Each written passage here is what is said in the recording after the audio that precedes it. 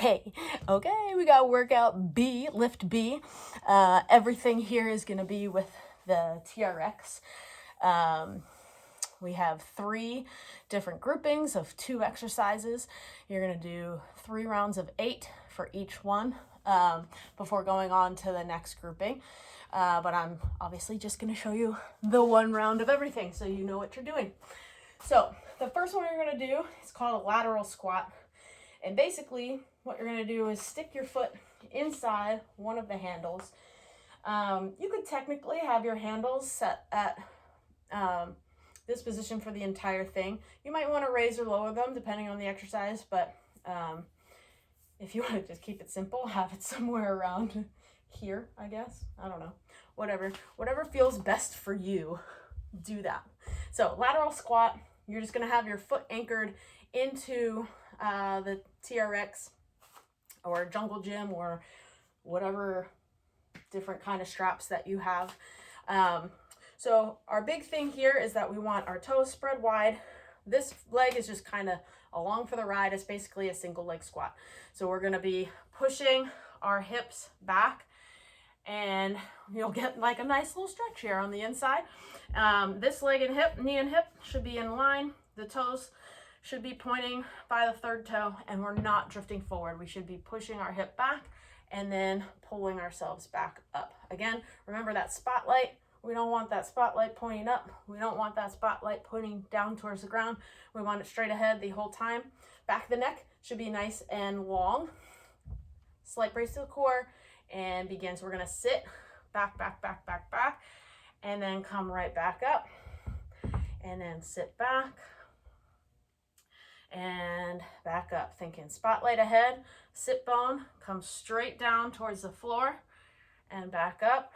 Sometimes if we don't think about sit bone coming straight down, then we tend to either drift the knee forward or we arch too much back and we get too much into our low back and the glute isn't actually doing the work. So again, we're really focusing on some good knee alignment.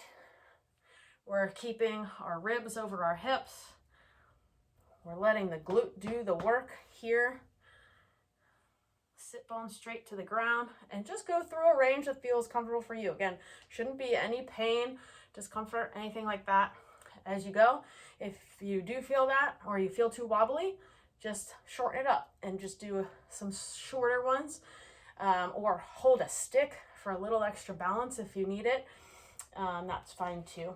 So to give you so you can see it from more of the back angle, foot is in, spread the toes, spotlight straight ahead, sit bone comes straight down to the ground and drive back up.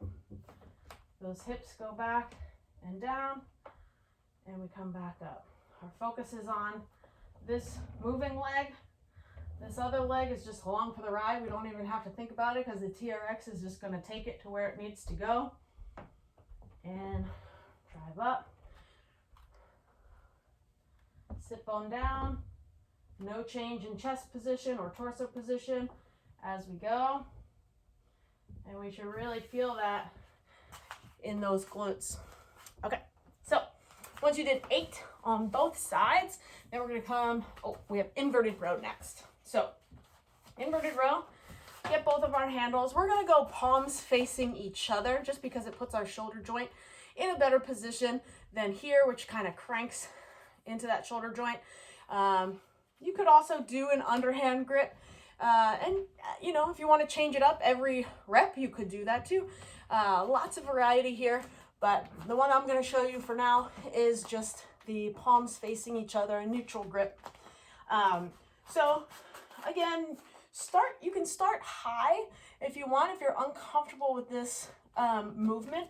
I'm really looking for a straight body, if you see a nice straight body, and then on the pull, I'm looking for relaxed shoulders away from the ears, and you're thinking about the inside or the long edge of your scapula, okay, your shoulder blade, that should be pulling towards your spine. So as you pull the shoulder blades should initiate the motion. So there's very much a difference between me pulling with just this. If you notice this, nothing in my shoulder is moving, right? I'm not activating my shoulder blade or my back muscles at all. I'm just using my shoulder joint and really my biceps to do the work. But if I'm pulling with my shoulder blade and then finish it, now I'm getting those muscles that are really tend to get very, very weak, especially, you know, if we round a lot, if we're at computers, if we're on the bike, if we're just daily life, we get pulled in this position. We want to do things that will activate and pull the opposite way. So when we do our rows, start high so it feels comfortable, so you know you're doing it right. Body's in that tight position, squeeze your butt, core is tight, neck is long, ribs are down, and then from here, shoulder blades pull to initiate the motion. It pulls us towards our hands, and then we lower back down. If you're like, cool, got it, that was easy.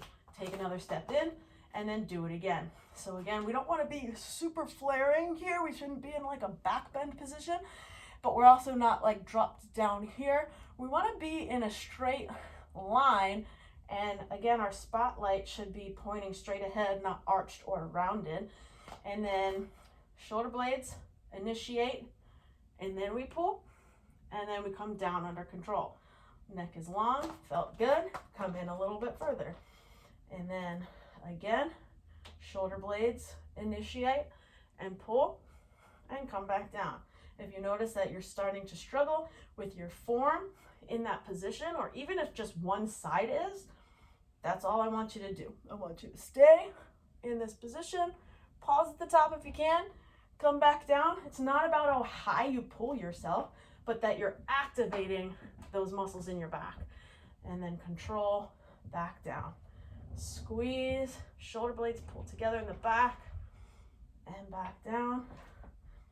Shoulder blades pull, and back down. So ideally, start here. You can keep working yourself down until you're low, low, low.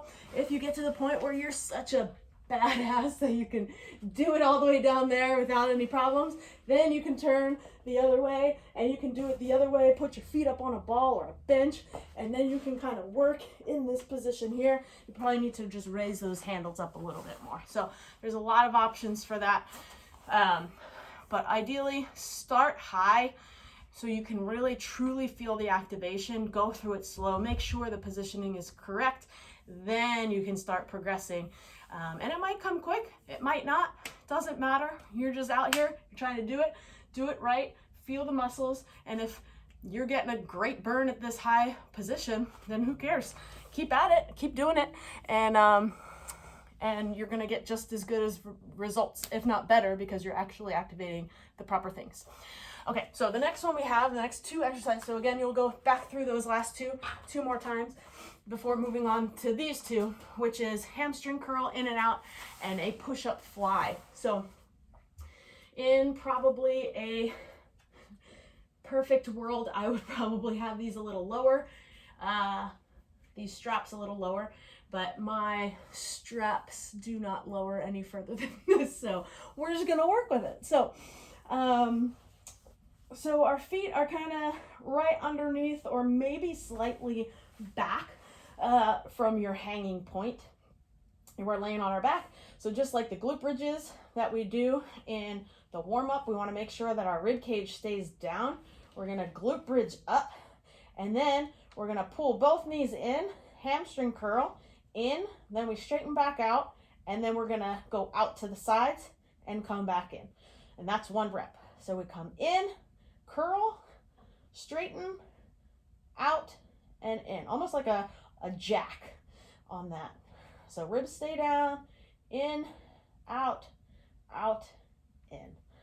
in, out, in. And if you need to, keep your hands on the ground. If you want more of a challenge, you could raise them up. It's going to be more of a stability and balance challenge there. So whatever feels good for you, but just really trying to keep those rib cage down and doing 8 of those. Really feeling that in the back of the legs, those hamstrings really firing up there. Okay, so then we're gonna go to push-up flies. So regular push-up and then chest fly. Okay, so walk back to wherever is comfortable for you. Again, the higher you go, the easier it will be. So I'll start here for you guys right now. So arms are straight, body's in a straight line. We're gonna lower, elbows kind of stay close to the body as we come down. Chest kind of in the middle of our hands. We're gonna push back up, turn our palms towards each other, and then with slightly bent elbows, we're gonna come out and then pull back in. And then we go down into a push-up and up, and then fly out and down. Okay, if that feels comfortable, easy, we move our feet back a little bit. Okay, so you can make it a little bit more of a challenge. It's gonna challenge your core, gonna challenge your arms. So we come down. So when we start here, our hands are kind of closer together, they're not touching. Then we kind of move our hands out, we lower ourselves down, butt is tight to control our core. Turn the palms in, loose elbows, but stabilizing. They're just slightly bent, they're not locked out. And then push up, fly out. And with the flies, less is more. That one can be a challenge for a lot of people's shoulders. If it doesn't feel good, don't do it. Only go to where is comfortable. That might just mean you come out a little bit and come back in. Totally cool. Doing what you can do with good form. I'd rather you do that. You could even do a push-up and then come into a fly out, like a fall out versus a fly, if that feels better for your shoulder too. So again, always options. If something doesn't feel right, don't do it. Don't keep doing it thinking, oh, this is what it says. Well, this is what I'm gonna do. There's so many different options of things that you can do. So if something doesn't feel right, message me. I'll give you another option, or just play around and change it up. So going through those 2 more times, and then we go to our last grouping, which is Bulgarian squat to Romanian deadlift and Pullin Pike mountain climbers. So first one, Bulgarian squat, Romanian deadlift, RDL. That's what that means, RDL, Romanian deadlift. So for this one, your foot should be dangling right underneath the anchor point. The top of your foot is in the cradle. And then from here, we're gonna be going into a Bulgarian squat, one-legged squat, and then we're gonna be hinging forward once we come back up. So get nice and strong and stable. Again, if you need to have something to hold on to, grab a stick or whatever. Ooh, I think it was a ladybug. Anyways, good luck, right? So here we go. So spotlight, straight ahead, not up, not down, straight. Use that sit bone to sit back and down, not changing our upper torso. We come all the way up, back up, and then we're gonna hinge from the hip. So now our butt pushes back, this back leg slides back as we go. So we have that nice flat back here. This light is kind of annoying, isn't it? Very glary, sorry about that. Okay, so chest is straight, sit bone comes down. We come back up out of this Bulgarian squat. The butt pushes back towards the back wall. And then we pull ourselves back up with this leg. This leg is really working hard for us in this movement. This glute is gonna be on fire by the end if you're doing it right. You should not be feeling this in your low back. You should not be feeling this in your kneecap. You should be feeling this in your glute, in your quad, in your hamstring. Muscles, muscles, muscles, not joints, right? And coming down. If you notice that good 90-degree angle and hinge. With the hinge, you think butt back, back, back, back, back, like you're getting a string and it's pulling you in both directions. Use that muscle to pull you back up nice and tall. Okay, once you get 8 on the one side, you can switch to go to the other side. Foot hangs under the anchor point, balance on the one leg, toes are spread apart with our tripod foot. Spotlight, not too high, not too low, just right in the middle. sit bone sits down to the ground, down, down, down. No changing of the torso as we do so. We come back up, and then butt goes back, back, back, back, back, back, back. Use that glute to pull you back forward, and then lowering down. Sit bone to the ground, coming back up. And ideally, you shouldn't really feel this in that other leg either. So if you're really feeling this leg a lot, you might be trying to use this leg to do what this leg, you might be trying to use this relaxed leg to try and do the work that your working leg doesn't want to do. And so we want to be aware of that, and also just give yourself, I forget what I was on, enough time between sides that it's just not fatigued out from doing the first one. So maybe take 30 seconds or so to a minute or more if you need it. Nothing wrong with that. And again, we're just going like slow and controlled to make sure that we're using the muscles appropriately. And I know just after those few, my glutes are on fire. Now again, if you wanted to, and you crazy, then you could add dumbbell to that. No problem with that. Absolutely, go for it. Fire it up even more. You could hold it in goblet style, where you hold one at your chest. You could do it the way we did in our other workout, where you hold it on the sides, or you could hold one on each side. Okay, so now we go to our last exercise, and we're gonna put our feet into both cradles here. And we go into our Pullin Pike mountain climbers. So this one definitely fires up the core, but it also kind of makes you tired. It's like a cardio exercise as well. Okay, so we want to spread our fingers out nice and wide as you can get them to go. So we have a strong, stable base, which takes pressure off of our wrist joints. Okay, so we're gonna pop up into our position. Just walk your hands to wherever, it should feel comfortable. You shouldn't feel like an awkward shift too forward, too back, or anything like that. We're lifting through our lower abs. And so from here, we're gonna pull our knees towards our chest, straighten back out, use the lower abs to lift our hips up, straighten back out, and then mountain climber. One knee in, straighten, one knee in, straighten. Bring both knees in, straighten, lower abs draw us up, straighten, mountain climber, mountain climber. Bring both knees in, lower abs pull up, mountain climber, mountain climber. Relax those shoulders away from your ears. Pull in, lower abs pull up, mountain climber, mountain climber. Pull in, pull up, mountain climber, mountain climber. Let's do one more. Pull in, pull up, mountain climber, and mountain climber.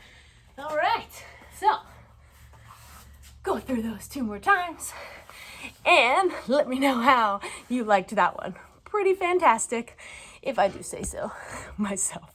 All right, enjoy, have fun, let me know how it goes, and I'll talk to you soon. Bye.